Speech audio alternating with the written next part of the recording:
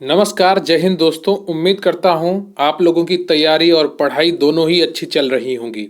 आज हम हिस्ट्री की 7वीं क्लास में पढ़ेंगे मौर्य साम्राज्य और चंद्रगुप्त मौर्य को। इसके अलावा हम अशोक को भी पढ़ेंगे और आपकी हिस्ट्री की पूरी तैयारी अच्छे तरीके से इसी तरह करते रहेंगे हर क्लास में। डेली आपकी हिस्ट्री की क्लास होती है सुबह, जिसमें आपका एक टॉपिक पूरा कराया जाता है, साथ में ही उसके एमसीक्यू भी कराए जाते हैं। संडे को आपकी करंट अफेयर्स की क्लास और मुख्य सेविका का जो बाल विकास वाला पोर्शन है उसकी क्लास हुआ करेगी।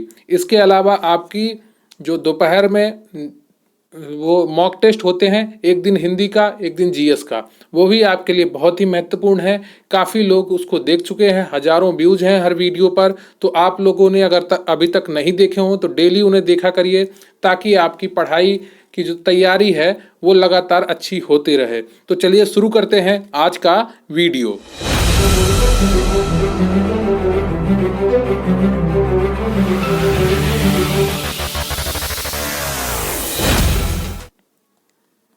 लेकिन मैं उससे पहले आपसे रिक्वेस्ट करूंगा कि आप वीडियो को लाइक कर लें। चैनल पर नए हैं तो चैनल को सब्सक्राइब कर लीजिए। आपके कमेंट बहुत ही महत्वपूर्ण होते हैं, तो प्लीज़ कमेंट करके बताइएगा कि आपको वीडियो कैसा लगा, और अगर आपका कोई प्रश्न है तो वो भी कमेंट बॉक्स में लिखिएगा। मैं ज़रूर कोशिश करूंगा कि आपको उत्तर दे सकूं, और अगर मैं कोई प्रश्न पूछूं वीडियो के दौरान तो उसका भी उत्तर कमेंट बॉक्स में लिखिएगा।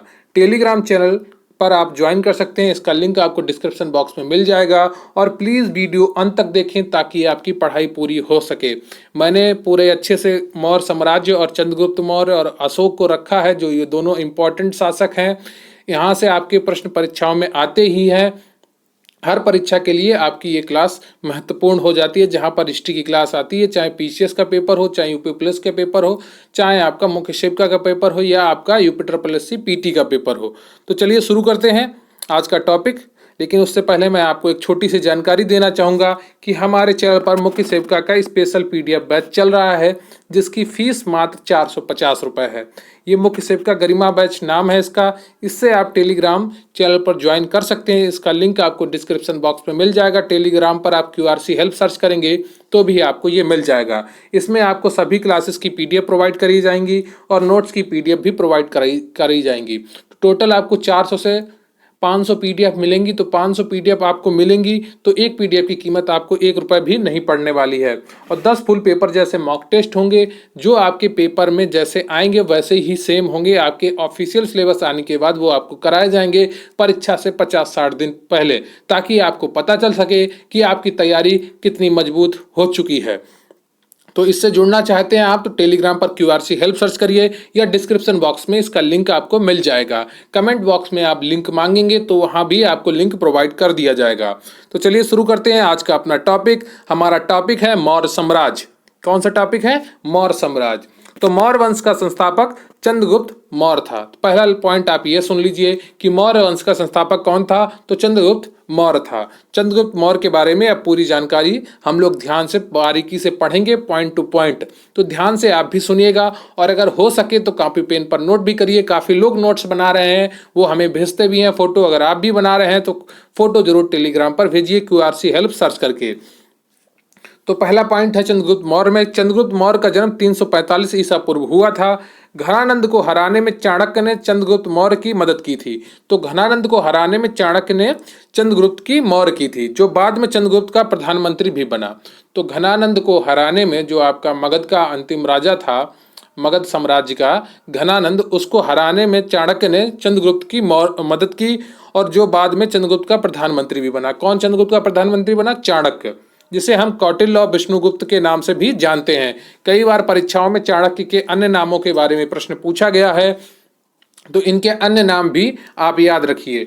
अन्य नाम है इनके, चाणक्य का कौटिल्य है और विष्णुगुप्त है। इन्होंने एक किताब लिखी जिसका नाम अर्थशास्त्र है, जिसका संबंध राजनीति से है। तो यह पॉइंट आपका बहुत ही महत्वपूर्ण हो जाता है। इससे भी परीक्षा में सैकड़ों बार प्रश्न पूछा गया है कि चाणक्य का नाम क्या है। तो चाणक्य के अन्य नाम कौटिल्य और विष्णुगुप्त भी हैं। चाणक्य ने कौन सी किताब लिखी? तो चाणक्य ने अर्थशास्त्र की किताब लिखी थी, जिसका संबंध किससे है? राजनीति से है। तो कई बार परीक्षाओं में प्रश्न पूछा गया है कि चाणक्य ने जो अर्थशास्त्र किताब लिखी वो किस पर आधारित है। इसका नाम अर्थशास्त्र है, लेकिन ये अर्थशास्त्र पर आधारित नहीं है, यह राजनीति पर आधारित किताब है। चंद्रगुप्त मगध की राजगद्दी पर 322 ईसा पूर्व में बैठा और चंद्रगुप्त जैन धर्म का अनुयायी था। तो चंद्रगुप्त ने कौन सा धर्म अपनाया था? जैन धर्म अपनाया था। चंद्रगुप्त ने अपना अंतिम समय कर्नाटक के श्रवणबेला गोला नामक स्थान पर बिताया। तो चंद्रगुप्त ने अपना अंतिम समय कर्नाटक के श्रवणबेल गोला नामक स्थान पर बिताया था। चंद्रगुप्त ने 350 ईसा पूर्व सेल्यूकस निकेटर को हराया। तो देखिए, जो ईसा पूर्व है, एक बार कमेंट में किसी ने प्रश्न पूछा था कि ईसा पूर्व घटता हुआ कैसे है। तो ईसा पूर्व घटते हुए क्रम में होते हैं। ये जैसे 350 पहले आया होगा, उसके बाद में 349 आया होगा, फिर 348 ऐसे। और जो ईसवी है ये आपके बढ़ते क्रम में है, जैसे 1 2 3 4 ऐसे चलती है ईसवी। ईसा पूर्व कैसे चलता है? 1000 के माइनस में 999, फिर 998, उल्टी गिनती ईसा पूर्व में चलती है और सीधी गिनती आपकी ईसवी में चलती है। तो आप, उम्मीद करता हूं आप इसे समझ गए होंगे। तो चंद्रगुप्त ने 305 ईसा पूर्व में सेल्यूकस निकेटर को हराया था। सेल्यूकस निकेटर ने अपनी पुत्री कार्नेलिया की शादी चंद्रगुप्त मौर्य के साथ कर दी और युद्ध की संधि शर्तों के अनुसार 4 प्रांत काबुल, कंधार, हेरात एवं मकरान चंद्रगुप्त को दिए। तो इसको आपको याद रखिए कि जो सेल्यूकस ने अपनी पुत्री की शादी चंद्रगुप्त मौर्य के साथ कर दी, उसका नाम था कार्नेलिया। ठीक है, क्लियर है आपको? चंद्रगुप्त मौर्य ने जैनी गुरु भद्रबाहु से जैन धर्म की दीक्षा ली थी। चंद्रगुप्त ने किस गुरु से जैन धर्म की दीक्षा ली? भद्रबाहु से ली थी। मेगास्थनीज सेल्यूकस निकेटर का राजदूत था जो चंद्रगुप्त के दरबार में रहता था। मेगास्थनीज कौन था? सेल्यूकस निकेटर का राजदूत था जो चंद्रगुप्त के दरबार में रहता था। यह प्रश्न भी कई बार परीक्षा में पूछा गया है कि मेगास्थनीज किसके शासनकाल में भारत आया था। तो मेगास्थनीज चंद्रगुप्त के शासनकाल में भारत आया था। चंद्रगुप्त मौर्य की जो मृत्यु है 298 ईसा पूर्व में श्रवणबेलगोला में उपवास के द्वारा हुई थी। तो जैन धर्म में लोग क्या करते हैं? खाना छोड़ देते हैं और उससे मृत्यु हो जाती है। तो उसी के अनुसार चंद्रगुप्त की मृत्यु भी हुई थी 298 ईसा पूर्व में श्रवणबेलगोला में उपवास द्वारा हुई थी। अब पढ़ लेते हैं बिंदुसार के बारे में। तो चंद्रगुप्त मौर्य का उत्तराधिकारी बिंदुसार हुआ जो 298 ईसा पूर्व में मगध की राजगद्दी पर बैठा था। तो चंद्रगुप्त मौर्य का उत्तराधिकारी कौन बना? बिंदुसार हुआ जो 298 ईसा पूर्व में मगध की राजगद्दी पर बैठा। अमित्र घात के नाम से बिंदुसार जाना जाता है। अमित्र घात का अर्थ है शत्रु विनाशक। ठीक है, तो चंद्रगुप्त मौर्य का लड़का कौन था? बिंदुसार। ये अगला राजा बना। ये 298 ईसा पूर्व में मगध की राजगद्दी पर बैठा था। अमित्र घात के नाम से बिंदुसार जाना जाता था। अमित्र घात का अर्थ होता है शत्रु विनाशक। ठीक है, बिंदुसार आजीवक संप्रदाय का अनुयायी था। तो चंद्रगुप्त मौर्य कौन से धर्म का अनुयायी था? आपका जैन धर्म का। और बिंदुसार आपका आजीवक संप्रदाय का अनुयायी था। वायु पुराण में बिंदुसार को भद्रसार कहा गया है। तो वायु पुराण में बिंदुसार को क्या कहा गया है? भद्रसार कहा गया है। स्ट्रैबो के अनुसार सीरियन नरेश एंटियोयोकस ने बिंदुसार के दरबार में डाइमेकस नामक राजदूत भेजा। इसे ही मेगास्थनीज का उत्तराधिकारी माना जाता है। तो डाइमेकस को बिंदुसार के दरबार में भेजा था। किसने? सीरियन नरेश ने, जिसे मेगास्थनीज का उत्तराधिकारी माना जाता है। तो जैन ग्रंथों में बिंदुसार को सिंह सेन कहा गया है। बिंदुसार को जैन ग्रंथों में क्या कहा गया है? सिंह सेन कहा गया है। क्लियर है आपको? अब पढ़ते हैं अशोक महान के बारे में। अशोक महान ऐसा राजा था, जैसे आजकल के नेता होते हैं, इन्हें भी अपना नाम हर जगह लिखवाना होता है। और अशोक ने भी कुछ ऐसे ही कार्य किए थे। हर जगह शिलालेख लगवा दिए, हर जगह स्तंभ लगवा दिए। कुल मिलाकर अशोक हर जगह अपना नाम करना चाहता था, अच्छी अच्छी बातें लिखवाना चाहता था। तो ऐसा समझ सकते हैं। तो बिंदुसार का उत्तराधिकारी अशोक महान हुआ जो 269 ईसा पूर्व में मगध की राजगद्दी पर बैठा। इसने काफी अच्छे कार्य भी किए, जिसकी वजह से इसके नाम के आगे महान लगता है। तो अशोक महान जो था वो बिंदुसार का उत्तराधिकारी बना। कब? 269 ईसा पूर्व में मगध की राजगद्दी पर बैठा। राजगद्दी पर बैठने के समय अशोक अवंती का राज्यपाल था। जब वो राजगद्दी पर बैठा तो वो अवंती का राज्यपाल था। मास्की एवं गुर्जरा अभिलेख में अशोक का नाम अशोक मिलता है। मास्की एवं गुर्जरा अभिलेख में अशोक का नाम अशोक मिलता है। पुराणों में अशोक को अशोक वर्धन कहा गया है। तो पुराणों में अशोक को क्या कहा गया है? अशोक वर्धन कहा गया है। अशोक ने अपने अभिषेक के 8वें वर्ष लगभग 261 ईसा पूर्व में कलिंग पर आक्रमण किया और कलिंग की राजधानी तोसली पर अधिकार कर लिया। तो अशोक ने अपने अभिषेक के 8वें वर्ष में लगभग 261 ईसा पूर्व 261 ईसा पूर्व आप याद रखेंगे, कलिंग पर आक्रमण किया और कलिंग की राजधानी तोसली पर अधिकार कर लिया। प्लिनी का कथन है कि मिस्र का राजा फिलाडेल्फस टालमी द्वितीय जिसे कहते थे ने पाटलिपुत्र में डियानीसियस नाम का एक राजदूत भेजा था। ये राजदूतों के नाम आप याद रखेंगे। मेगास्थनीज का नाम तो आप जरूर याद रखेंगे, वो चंद्रगुप्त मौर्य के समय आया था। डियानीसियस नाम का एक राजदूत भेजा था अशोक के दरबार में। क्लियर है आपको? बिल्कुल क्लियर है। तो उपगुप्त नाम के बौद्ध भिक्षु ने अशोक को बौद्ध धर्म की दीक्षा दी। क्लियर है आपको?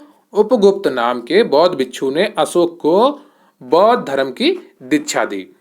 अशोक की माता का नाम सुभद्रांगी था। अशोक की माता क्या नाम था? सुभद्रांगी था। अशोक ने बौद्ध धर्म के प्रचार के लिए अपने पुत्र महेंद्र एवं पुत्री संघमित्रा को श्रीलंका भेजा। क्लियर है आपको? अशोक ने बौद्ध धर्म के प्रचार के लिए अपने पुत्र महेंद्र एवं पुत्री संघमित्रा को श्रीलंका भेजा। भारत में शिलालेख का प्रचलन सर्वप्रथम अशोक ने किया। तो भारत में शिलालेख का प्रचलन किसने किया? सर्वप्रथम अशोक ने किया। अशोक के शिलालेखों में ब्राह्मी, खरोष्टी, ग्रीक एवं अरमाइक लिपि का प्रयोग हुआ है। तो सबसे ज्यादा कौन सी लिपि का प्रयोग हुआ है? ब्राह्मी का हुआ है, फिर खरोष्टी का, फिर ग्रीक का, फिर अरमाइक लिपि का भी प्रयोग हुआ है अशोक के शिलालेखों में। अब अशोक के प्रमुख शिलालेख और उनमें वर्णित विषय देख लेते हैं। क्लियर है आपको? इन्हें आप एक दो बार बस देख लीजिए, याद करने की जरूरत नहीं है। 2-3 बार आप देखेंगे तो ये खुद ही आपको याद हो जाएंगे। जब आप इन्हें देखें तो एक बार कोशिश करिए कि बोल कर पढ़ लें, तो आप खुद को समझाएंगे तो आसानी से आपको याद हो जाएगा। और देखिए, पढ़ाई तो आपको करनी ही है, बहानेबाजी तो चलेगी नहीं। थोड़ा बहुत तो कठिन होना ही चाहिए ना पेपर, वरना सब कर लेंगे पूरे में पूरे। तो थोड़ी कठिनाई तो आपको पार करनी पड़ेगी ना, मेहनत तो थोड़ी करनी पड़ेगी। इसीलिए तो परीक्षा हो रही है। अगर आसानी सब कुछ मिलता आपको तो परीक्षा क्यों कराते? ऐसे ही नौकरी बांट देते। कंपटीशन में तो आपको आगे निकलना है। आगे निकलने के लिए आपको थोड़ी मेहनत तो करनी पड़ेगी। देखिए, है ना, मैं कहता हूं ना आपसे कि मेहनत ऐसे करो कि सफलता आपकी कदम चूमे, आप सफलता के पीछे ना घूमे। ठीक है? तो मेहनत थोड़ी बहुत करते रहिए आप लोग लगातार, तो आपको फायदा मिलेगा इसका। तो पहला जो शिलालेख था उसमें क्या था? पशु बलि की निंदा की गई थी। जो पशु बलि दी जाती है उसकी निंदा की गई पहले शिलालेख में। फिर दूसरा शिलालेख क्या था? इसमें अशोक ने मनुष्य एवं पशु दोनों की चिकित्सा व्यवस्था का उल्लेख किया है। तो अशोक ने इसमें मनुष्य और पशु दोनों की चिकित्सा व्यवस्था का उल्लेख किया है दूसरे शिलालेख में। आपसे प्रश्न ऐसे पूछा जा सकता है कि कौन से शिलालेख में, अशोक के कौन से शिलालेख में पशु और मानव दोनों की चिकित्सा व्यवस्था का उल्लेख है? तो दूसरा शिलालेख। ठीक है? क्लियर है आपको? जो तीसरा शिलालेख है इसमें राजकीय अधिकारियों को यह आदेश दिया गया कि वे हर 5वें वर्ष के उपरांत दौरे पर जाएं, और इस शिलालेख में कुछ धार्मिक नियमों का भी उल्लेख किया गया है। हर 5वें वर्ष दौरे पर जाने का उल्लेख कौन से शिलालेख में मिलता है? तीसरे शिलालेख में मिलता है। क्लियर है आपको? और फिर चौथे शिलालेख में क्या है? इस अभिलेख में भेरी घोष की जगह धम्म घोष की घोषणा की गई। तो इस अभिलेख में किसकी घोषणा की गई? भेरी घोष की जगह धम्म घोष की घोषणा की गई। ये चौथा वाला आपके लिए इंपॉर्टेंट नहीं है। पांचवा शिलालेख क्या है? इस शिलालेख में धर्म महामात्रों की नियुक्ति के विषय में जानकारी मिलती है। छठा क्या है? इसमें आत्मनियंत्रण की शिक्षा दी गई है। छठे शिलालेख में आत्मनियंत्रण की शिक्षा दी गई है। क्लियर है आपको? फिर आता है 7वां और 8वां शिलालेख। इसमें अशोक की तीर्थ यात्राओं का उल्लेख किया गया है। किसमें? जो 7वां और 8वां शिलालेख है आपका, इसमें अशोक ने जो तीर्थ यात्राएं की थी उनका उल्लेख किया गया है। किसमें? 7वें और 8वें में। फिर आता है आपका 9वां शिलालेख। इसमें सच्ची भेंट तथा सच्चे शिष्टाचार का उल्लेख किया गया है। किसमें? 9वें शिलालेख में सच्ची भेंट क्या होती है और सच्चा शिष्टाचार क्या होता है उसका उल्लेख किसमें किया गया है? 9वें शिलालेख में। फिर आता है 10वां शिलालेख। इसमें अशोक ने आदेश दिया है कि राजा तथा उच्च अधिकारी हमेशा प्रजा के हित में सोचें। तो इसमें क्या आदेश दिया? जो 10वां शिलालेख है इसमें क्या आदेश दिया अशोक ने? कि राजा तथा उच्च अधिकारी जो हैं वे सदैव प्रजा के हित में सोचें। इसीलिए जो अशोक है उसको महान कहा गया। उसने प्रजा के लिए काफी कुछ किया। जो राजा प्रजा के लिए करते हैं उनके नाम इतिहास के पन्नों में दर्ज होते ही हैं। उन्हें आज भले ही कोई ना पहचाने, उनके आज भले ही विरोध हो सत्ता की भूख के कारण, लेकिन कुछ समय बाद, कुछ वर्षों बाद उनके प्रशंसक भी बहुत बनते हैं। तब पता चलता है कि उसने क्या क्या किया हमारे लिए। 11वां जो शिलालेख था, इसमें धम्म की व्याख्या की गई है। 11वें शिलालेख में क्या किया गया है कि धम्म की व्याख्या की गई है। 12वां शिलालेख क्या है, इसमें स्त्री महामात्रों की नियुक्ति एवं सभी प्रकार के विचारों 12वां शिलालेख क्या है, इसमें स्त्री महामात्रों की नियुक्ति की गई एवं सभी प्रकार के विचारों के सम्मान की बात कही गई। तो शर्म धर्म भाव की बात भी इसको आप कह सकते हैं कि इसमें स्त्री महामात्रों की नियुक्ति की गई और सभी प्रकार के विचारों के सम्मान की बात कही गई। तो अशोक क्या था, स्त्रियों को भी सम्मान देता था। 13वां शिलालेख में क्या है, तो 13वां वाला आपके लिए इंपॉर्टेंट है, यह अक्सर परीक्षाओं में पूछा जाता है, तो इसे आप जरूर याद रखिएगा कि इसमें कलिंग युद्ध का वर्णन एवं अशोक के हृदय परिवर्तन की बात कही गई है।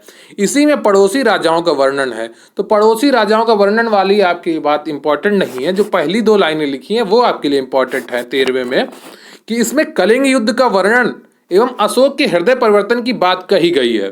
14वां शिलालेख क्या है कि अशोक ने जनता को धार्मिक जीवन बिताने के लिए प्रेरित किया।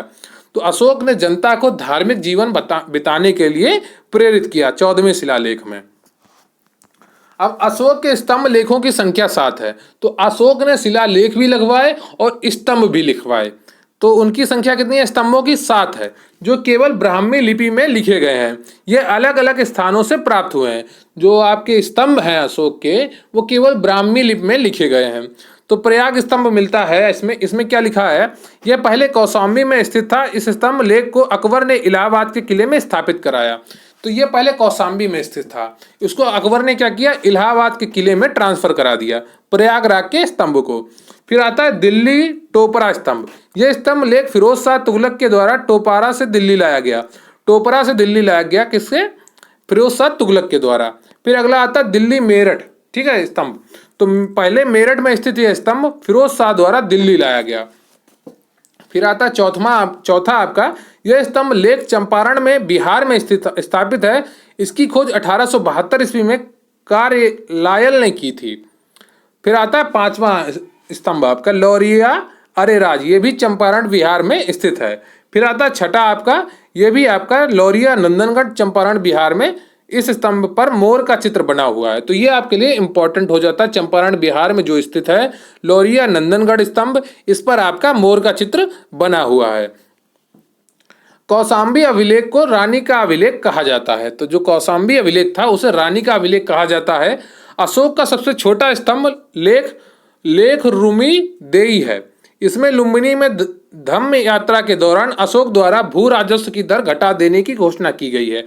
तो भू राजस्व की दर घटा देने की घोषणा किसमें की गई है, रूमी देई के स्तंभ में, जो सबसे छोटा है। अशोक का 7वां अभिलेख सबसे लंबा है। जो अशोक का 7वां स्तंभ अभिलेख है वो सबसे लंबा है। एक स्थान से दूसरे स्थान पर भ्रमण करके कार्य करने वाले गुप्तचर को संचार कहा जाता था। क्या कहा जाता था, संचार कहा जाता था। अशोक के समय जनपदीय न्यायालय के न्यायाधीश को राजुक कहा जाता था। क्या कहा जाता था, राजुक। जो जनपदीय न्यायालय था उसके न्यायाधीश को राजुक कहा जाता था अशोक के समय। सरकारी भूमि को सीता भूमि कहा जाता था। जो सरकारी भूमि होती थी अशोक के समय उसको क्या कहा जाता था, सीता भूमि कहा जाता था। मौर्य वंश का अंतिम शासक बृहद्रथ था। इसकी हत्या इसके सेनापति पुष्यमित्र शुंग ने 185 ईसा पूर्व कर दी और मगध पर शुंग वंश की नींव डाली। तो जो मौर्य वंश का अंतिम शासक था वो बृहद्रथ था।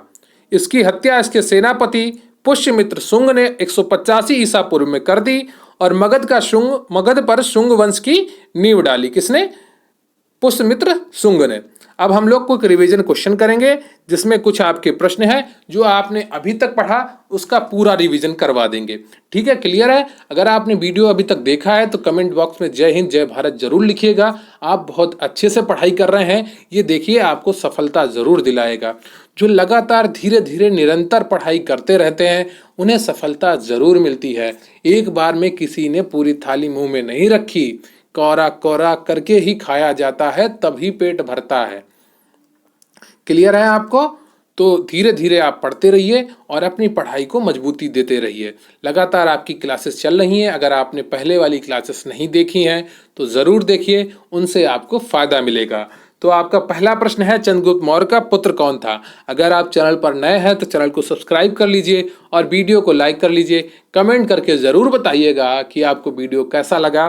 चंद्रगुप्त मौर्य का पुत्र कौन था? बिंदुसार था या चंद्रगुप्त द्वितीय था या अशोक था या बिंबिसार था? बताइए इसमें से कौन सा उत्तर आपका सही है। चंद्रगुप्त मौर्य का पुत्र कौन था?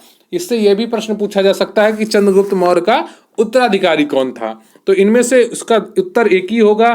पहले का कौन सा ऑप्शन सही हो जाएगा? ए, बिंदुसार जो था चंद्रगुप्त का मौर्य का पुत्र भी था और उसका उत्तराधिकारी भी था। ये ऑप्शन आपका सही है। अगला प्रश्न है, कौटिल्य किसके प्रधानमंत्री थे? बताइए कौटिल्य किसके प्रधानमंत्री थे? चंद्रगुप्त विक्रमादित्य के थे, अशोक के थे, चंद्रगुप्त मौर्य के थे या राजा कनक के थे? कौटिल्य किसके प्रधानमंत्री थे? बताइए। चंद्रगुप्त विक्रमादित्य के थे, अशोक के थे, चंद्रगुप्त मौर्य के थे, राजा कनक के थे?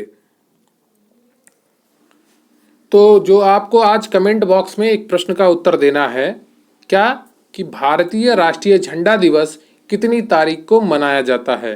भारत का राष्ट्रीय झंडा दिवस कितनी तारीख को मनाया जाता है? कमेंट बॉक्स में लिखकर जरूर बताइएगा अगर आप वीडियो अभी तक देख रहे हैं। तो कौटिल्य किसके प्रधानमंत्री थे? तो इसका सही उत्तर हो जाएगा आपका सी, चंद्रगुप्त मौर्य के कौटिल्य प्रधानमंत्री थे। कौटिल्य के अन्य नाम क्या थे? चाणक्य नाम था, विष्णुगुप्त था। इन्होंने कौन सी किताब लिखी? इन्होंने अर्थशास्त्र किताब लिखी। क्लियर है आपको? सी ऑप्शन आपका सही हो जाएगा।